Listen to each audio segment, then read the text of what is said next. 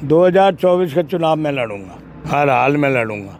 मैं लोगों में जा रहा हूँ 4-6 महीना से। लोग बताओ भाई, वो मंगला जी को तो उन्होंने रिजेक्ट कर दिया। पवन बढ़ाना तो बीजेपी में वर्किंग है ही ना।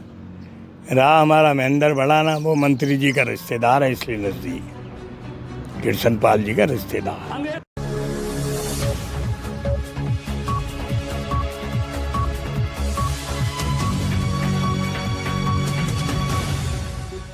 कृष्ण पाल गुर्जर का कह रहे हैं माफ़ी मांगे, लेकिन मंच पर और भी तो थे, हमारे तीनों विधायक भी थे, दूसरे नेता भी थे। माफ़ी अकेले पाल गुर्जर क्यों मांगे?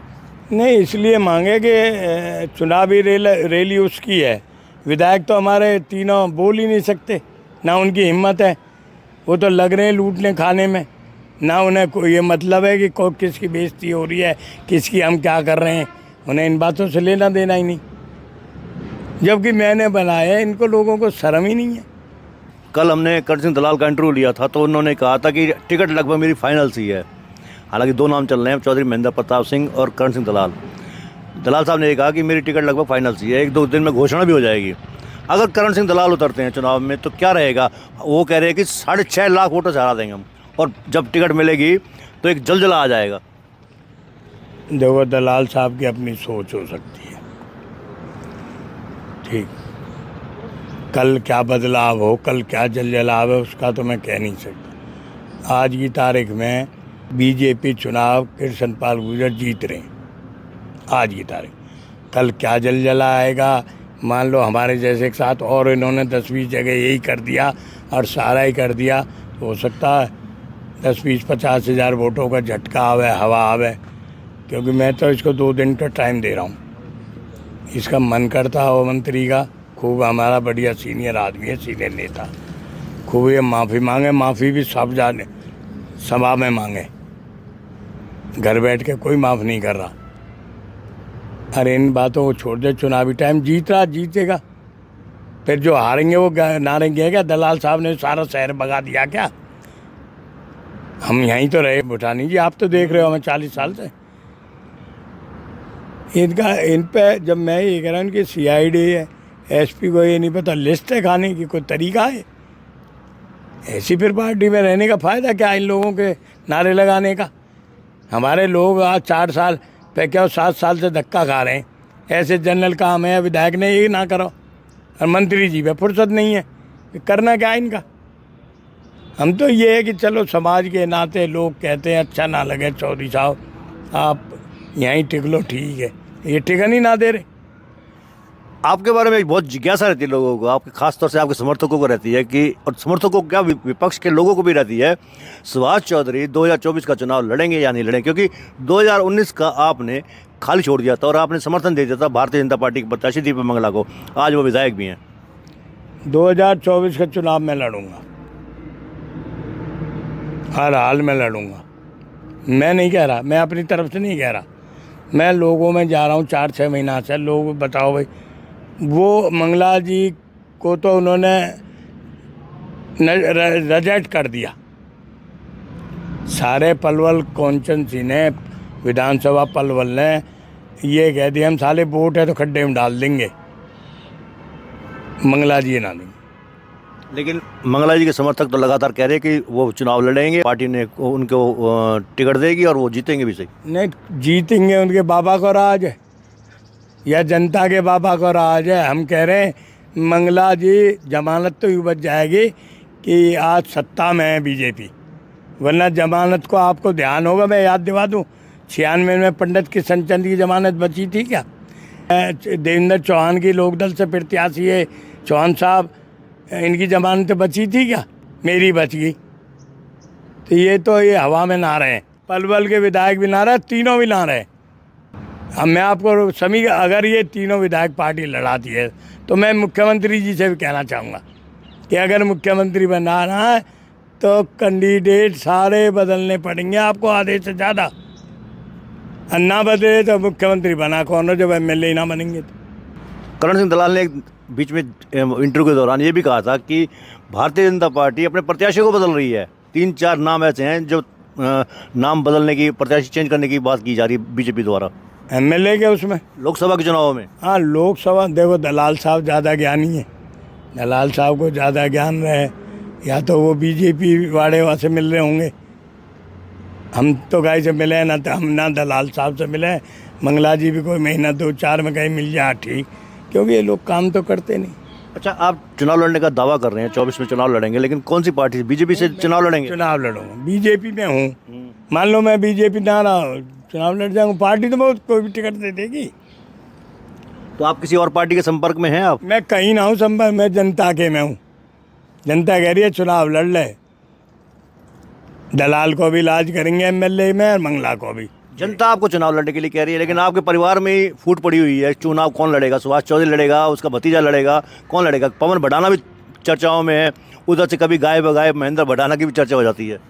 पहले भी आपको ध्यान हो, 2009 में हमारे परिवार से हम 4 लोग टिकट मांग रहे थे,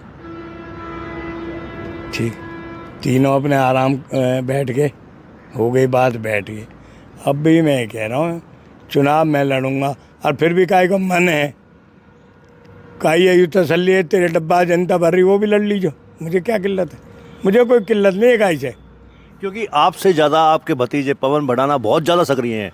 आप तो पूर्व विधायक होने के नाते सक्रिय तो है ही हैं, लेकिन पवन भड़ाना अपना चुनाव लड़ने के लिए सक्रिय हैं। उन्होंने होली मिलन समारोह भी किया था, पूरे क्षेत्र की जनता को आमंत्रित भी कर दिया था, काफ़ी लोग पहुँचे भी थे। उनका भी साफ तौर पर दावा था कि वो चुनाव अवश्य लड़ेंगे, और बीजेपी की टिकट से नहीं, वो जनता की अदालत से चुनाव लड़ेंगे। मैं कह रहा हूँ, मैंने अभी आपसे कहा, मैं ये तो आप मानते हो मैं जनता को दुलारा भी हूँ, प्यारी भी हूँ। मुझसे ज़्यादा दुलारा प्यारा कोई है तो आप अपने चैनल पे बता दो। तो मैं तो वह दुलारा जनता को कैंडिडेट हूँ, इसलिए मैं कहना रहा हूँ किससे चुनाव लड़ूंगा। पवन भड़ाना लड़ता हो और लड़ लो, महेंद्र भड़ाना लड़ता हो लड़ लो, और कोई भड़ाना रह रहा हो लड़ लो। मुझे चुनाव, लास्ट मेरा चुनाव है, मैं चुनाव लड़ूंगा। अच्छा, भारतीय जनता पार्टी में आपकी जितनी सक्रिय है सत्ता पक्ष के साथ, उससे कहीं ज़्यादा महेंद्र भड़ाना की सक्रियता है। पवन भड़ाना साइड लाइन है। पवन भड़ाना तो बीजेपी में वर्किंग है ही ना रहा। हमारा महेंद्र भड़ाना वो मंत्री जी का रिश्तेदार है, इसलिए नज़दीक है, कृष्ण पाल जी का रिश्तेदार है। ये हमारे रिश्तेदार भाई। और क्या महेंद्र भड़ाना टिकट को करेगा? ये भी तो एक बात है, क्या करेगा टिकट? कानून व्यवस्था के बारे में बताइए, क्योंकि कानून व्यवस्था इस समय पलवल में अभी बीते दिनों धमकियां भी बहुत मिल रही थी।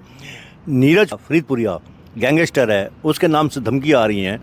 कम से कम 1 दर्जन लोग धमकी का शिकार हैं। फिरौतियों की बात की जाती है। 999 पर भी हाल ही में गोलीबारी भी हुई थी। कानून व्यवस्था कैसी है इस बार? कानून व्यवस्था जीरो है। मुख्यमंत्री ने कल भी स्टेज से कहा हम सुधार देंगे, धमकी देना बंद कर दो। मेरी समझ में ना आ रहा मुख्यमंत्री जी क्यों शब्द है। मुख्यमंत्री को तो ये कहना ही नहीं चाहिए, मुख्यमंत्री को तो एसपी को कहना चाहिए।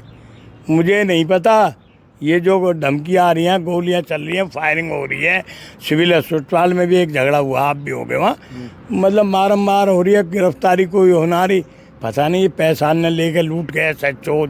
ये एसपी क्या कर रही है भगवान जाने। SHO ने फीस बढ़ा रखी अपनी। पहले आपको ध्यान होगा, थोड़े में शानदार मान जावे, अब तो शानदार लगे हुए पैसा, घने पैसा दे जा। दुर्भाग्य है इस शहर का। कल आपने मंच पर सुनी भी होगी स्पीच मुख्यमंत्री की। मुख्यमंत्री का बोलने का अंदाज ऐसा था कि आग्रह कर रहा हूँ। आग्रह क्या होता है? गुंडे बदमाशों के लिए तो आग्रह शब्द होने चाहिए।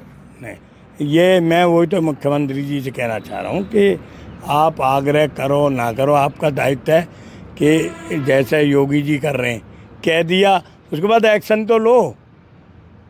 पलवल में खुलेआम गोलियाँ चल रही, फाड़सा चल रहे, धमकी दी जा रही, क्या कर रहा है आपका एसपी? अच्छा, आपको लोग बताते भी होंगे कि धमकियाँ फलाने लोगों को धमकी बतावे। मैं उनसे मिल के भी आऊँ, मैंने कहा चलो भाई बताओ भाई, ज़्यादा लोग तैयार भी ना। लोग क्या है, डेप्यूटी मिले, एसपी से मिले, दफ्तर क्यों आ रही है धमकी? एसपी क्या कर रही है? ये इन्होंने छांट के भगवान जाने कहाँ से अफसर लगा रखे। एसपी ने तो जब मौका मुआयना किया था तो उन्होंने कहा कि हम तमाम अभियुक्तों को पकड़ भी लेंगे। पकड़ भी लिया है। 6 तो उसमें मौके में शामिल थे, उसको पकड़ा। 4 अन्य लोगों को भी शामिल थे, उनको भी पकड़ लिया पुलिस ने। और भी अगर कोई होंगे तो उनको गिरफ्तार किया जाएगा। लेकिन सवाल बड़ा एक ये है कि गैंगस्टर नीरज फरीदपुरिया सरेआम धमकियाँ दे रहा है और पुलिस कुछ नहीं कर रही है। ये भी एक बहुत बड़ा सवाल खड़ा होता है। हाँ, नाम तो आ रहा, लोग कह रहे हैं कि जो आप नाम ले रहे हो नीरज फरीदपुरिया, लेकिन कौन दे रहा ना दे रहा पुलिस का काम है, ये एसपी का काम। वो एसपी क्या है जिसके राज में इतनी धमकियाँ मिले? एसपी को छोड़ दे, पद है, मुख्यमंत्री उठावे कहीं और लगावे। लेकिन बताया जा रहा है कि विदेश में है वो। नहीं, वो विदेश में तो उसके सूत्रों को धरे, इनको धरे, दो चारों को बढ़िया तरीक़ा से उनको सजा दे, इलाज करे, इनकाउंटर कर दे। क्या रोड़ा है? जो जुर्म कर रहे हैं, जो काबू में नहीं आ रहा, उनका इनकाउंटर कर दे पुलिस। वैसे तो पुलिस पैसे लेके उल्टे सुल्टे सारे मुकदमे ने आर पार कर देती है। एक दरखास्त पे एक हवलदार लिए डोलता है, चल भाई यहाँ नहीं रहा। अरे धमकियाँ मिल रही हैं, हॉस्पिटल में खुलेआम हो रहा है। ये कहाँ से हो रही है हमारी पुलिस?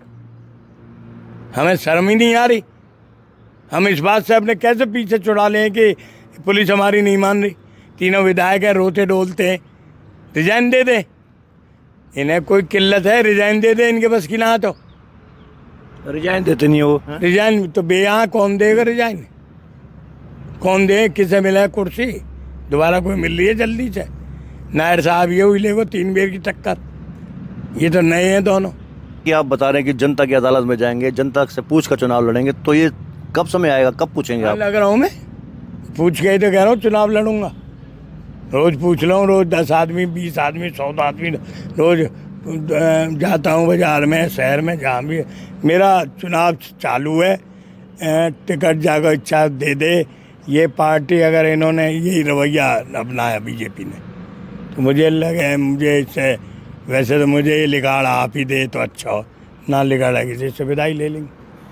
तो ये थे हमारे बीच में पूर्व विधायक सुभाष चौधरी। काफ़ी कद्दावर नेता हैं, जैसे कि आपने सुना, स्पष्ट तौर पर कहने वाले भी और मौके पर कहना चूकते भी नहीं हैं और अपनी बात को बेबाक अंदाज से कहते हैं सुभाष चौधरी। साफ तौर पर उन्होंने कहा कि इस बार का चुनाव काफ़ी रोचक हो सकता है और ख़ास तौर से केंद्रीय मंत्री कृष्ण पाल गुर्जर निशाना साधा कि जो कल का जो औरंगाबाद में जो हादसा हुआ उनके साथ, इसके लिए केंद्रीय मंत्री कृष्ण पाल गुर्जर सार्वजनिक माफ़ी मांगे। विधानसभा चुनाव को लेकर स्पष्ट तौर पे कहा कि वो अगला चुनाव अवश्य लड़ेंगे, पार्टी कोई भी हो सकती है। बहरहाल आप हमारे चैनल को लाइक करें, फॉलो करें, कमेंट बॉक्स में एक प्रतिक्रिया दें, इस लिंक को ज़्यादा से ज़्यादा शेयर भी करें। धन्यवाद। जय हिंद, जय भारत।